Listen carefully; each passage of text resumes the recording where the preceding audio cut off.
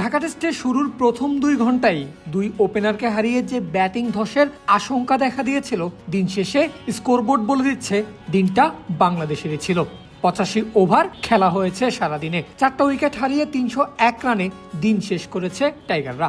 104 বল খেলে 6টা 4-এ 48 রানে অপরাজিত রয়েছেন মুশফিকুর রহিম।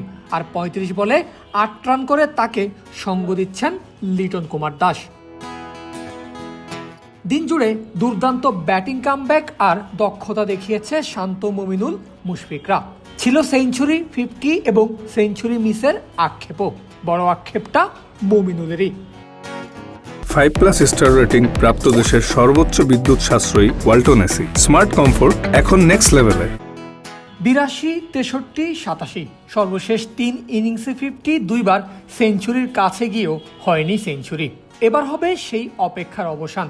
অবশেষে সেঞ্চুরি ধরা দেবে মমিনুল হকের ব্যাটে, কিন্তু বিধিবাম যেন নাটকই হলো মিরপুরে। নোমান আলীর ঘূর্ণির লাইন মিস করেছেন মুশফিকুর রহিম।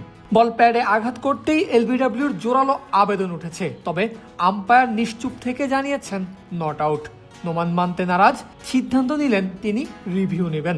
তখনই বেজে উঠল নো বলের সাইরেন, অর্থাৎ আউট তো দূরের কথা, উল্টো ইলিগাল ডেলিভারি করে 1 রান জরিমানা দিয়েছেন তিনি। আর চলমান ম্যাচে এখন অব্দি নোমান নো বল করেছেন 7টা।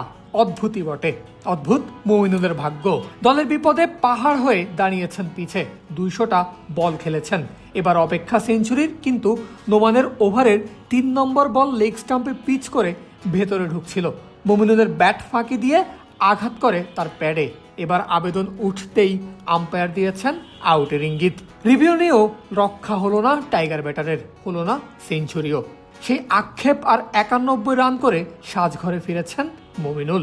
ভেঙেছে মুশফিকুর রহিমের সঙ্গে তার 76 রানের জুটি। 276 রানে বাংলাদেশ হারিয়েছে 4 নম্বর উইকেট। মুশফিকের সঙ্গে বড় জুটি গড়ার লক্ষ্যে এবার ক্রিজে এসেছেন লিটন কুমার দাস। লাঞ্চের পর পাক বোলারদের দুর্দান্ত লাইন ও লেন্থের বোলিংয়ে কমে আসে টাইগারদের রানের গতি। প্রশ্ন ওঠে, আবারও কি চাপে পড়ল বাংলাদেশ? আর তখনই স্টাম্প মাইকে শোনা যায় ক্যাপ্টেন শান্তর গলার আওয়াজ। মমিনুলকে বলছেন, ভাই ধৈর্য, আর কয়েক ওভার গেলেই ঠিক হয়ে যাবে। যেমন কথা তেমন কাজ। কয়েক ওভার পর থেকেই শুরু হয়েছে আবারও ব্যাটিং ডমিনেশন। হাসান আলীকে চমৎকার একটা পুল শট খেলে 4-এর বাউন্ডারি দিয়ে ক্যাপ্টেন পূর্ণ করেন হাফ সেঞ্চুরি। এরপর আর থামেননি, দেখে শুনে শাসন করেছেন পাকিস্তানের বোলারদের। মমিনুলের কাছ থেকে পেয়েছেন যোগ্য সঙ্গ। 100-এর পর দুজনের জুটি পেরিয়েছে 150 রানের ঘরও, যেটা পাকিস্তানের বিপক্ষে আবার বাংলাদেশের 3য় উইকেটে সর্বোচ্চ রানের জুটিও। মমিনুল তুলে নিয়েছেন নিজের 50। একটু বাদেই এলো ক্যাপ্টেনের ক্যারিয়ারের 9ম শতক। এবার সেঞ্চুরির অপেক্ষা মমিনুলের। সব মিলিয়ে শুরুর ধাক্কা সামাল দিয়ে দিনের মাঝপথেই ম্যাচের কন্ট্রোল টাইগারদের হাতে। তবে চা বিরতিতে যাওয়ার আগেই হারাতে হয়েছে শান্তর উইকেট। ক্রিজে আরও একটা বড় জুটির আশা, যেটা করবেন 2 অভিজ্ঞ মমিনুল আর নতুন ব্যাটার মুশফিকুর রহিম। প্রথম বলে 4 দিয়ে শুরু হয় বাংলাদেশের ইনিংস, তথা বছরে টাইগারদের প্রথম টেস্ট। চমৎকার ফ্লিকে 4টা হাঁকান মাহমুদুল হাসান জয়। বলা হয় সকালে সূর্য দেখেই নাকি বলে দেওয়া যায় দিন কেমন যাবে, তবে জয়ের ক্ষেত্রে হয়েছে বিপরীত। 5ম ওভারের প্রথম বলে শাহিন আফ্রিদির করা অফ স্টাম্পের বাইরের ডেলিভারিটা একটু লেট সুইং করে, ফলে ঠিকঠাক খেলতে না পারায় জয়ের ব্যাটের কানা ছুঁয়ে ক্যাচ যায় স্লিপের দিকে। কিন্তু আবদুল্লাহ ফজল জীবন দেন টাইগার ওপেনারকে, আর জয়ও 2 বল পরেই 4 হাঁকিয়ে জবাব দেন আফ্রিদিকে।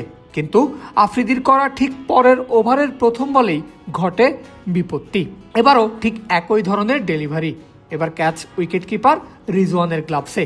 এবার আর কোনো ভুল নয়, ফলে 19 বলে 8 রানে ফিরেন জয়। 18 রানে প্রথম উইকেট হারায় বাংলাদেশ। পারেননি আরেক ওপেনার সাদমান ইসলামও। 11তম ওভারের প্রথম বলেই হাসান আলীর সিম মুভমেন্টের কাছে পরাস্ত হয়ে ক্যাচ দিয়েছেন স্লিপে। 13 রান করেছেন সাদমান। 31 রানে 2 উইকেট নেই টাইগারদের। বড় জুটির আশায় মমিনুল হককে সঙ্গ দিতে এরপর ক্রিজে আসেন ক্যাপ্টেন নাজমুল শান্ত। প্রথম ঘন্টায় 2 উইকেট হারিয়ে ব্যাক ফুটে যাওয়া বাংলাদেশের দ্বিতীয় ঘন্টা কেমন কেটেছে, এমন প্রশ্নের জবাব হতে পারে শান্তর ফ্রেমে বাধাই করা এমন কাভার ড্রাইভ কিংবা মমিনুলের এফোর্টলেস স্ট্রেট ড্রাইভে মারা এই বাউন্ডারি। দুজনেই ব্যাট হাতে মুন্সিয়ানা দেখাচ্ছেন। পাক পেস কিংবা স্পিন দুই বিভাগের বোলারদেরই হ্যান্ডেল করছেন দারুণ দক্ষতায়। শান্ত মমিনুলের জুটি 50 পার করেছে আগেই, আর 25 ওভারেই দলীয় রান 100 পার হয়েছে বাংলাদেশের। এরপরই লাঞ্চে গেছেন মমিনুল শান্ত জুটি। পারভেজ আল হাসান, ক্রিক ফ্রেঞ্জি।